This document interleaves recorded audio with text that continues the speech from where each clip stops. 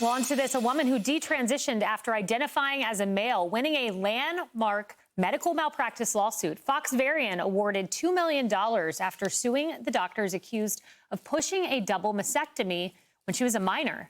The 22-year-old reportedly testified, quote, "I was 16 and I was really, really mentally ill. I obviously wasn't mature enough to make the decision to have surgery, and I certainly was not mature enough to handle the aftermath."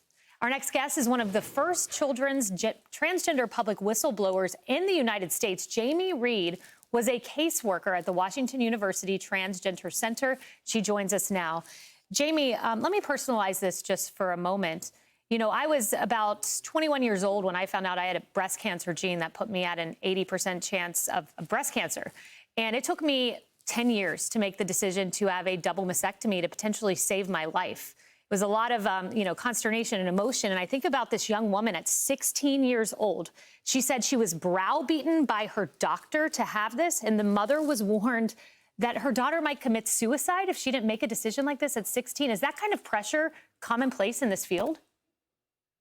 Absolutely, it is. And that's part of why today I am so grateful that this jury decided on this plaintiff's behalf. She deserves justice for this. And she really is the tip of the iceberg on how this industry has been treating these young people and their families. Yeah, it was amazing to see this jury determination. And Jamie, when you look at this, I was shocked this morning when I read this, that there are at least 25 cases filed on this since 2022. I mean, when you think about transitioning as a minor, we're told it's rare, this doesn't happen often, but to have 25 cases and untold numbers of other situations out there, are you surprised to hear 25 cases?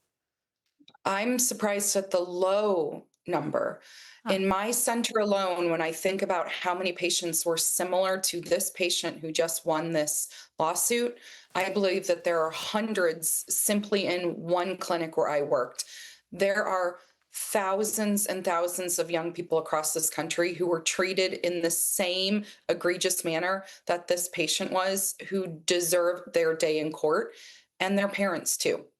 You know, I have a family member who's a medical doctor, and they said to me, you know, they're uncertain why alternatives are not often presented because, you know, in the field of medicine, surgery is often the last resort. I mean, I was repeatedly cautioned, here are all your options, surgery being the extreme you can go to if that's what you so choose. So why are alternatives not presented here? A lot of this becomes that this is no longer a medical standard. Right now, this is a belief system that has been spread through the medical system. These providers have a false belief that they were saving children from the potential of suicide by doing these things. There's no evidence to back that up. And now we are starting to see this belief system basically crumble in the face of lawsuits, which I hope that there will be many, many more to come. Jamie, well, thank you for bringing a light to this. It's really important because it starts to feel like the children are coming last and somehow sacrificed to some political belief system, which is just unbelievable. Jamie Reed, thank you.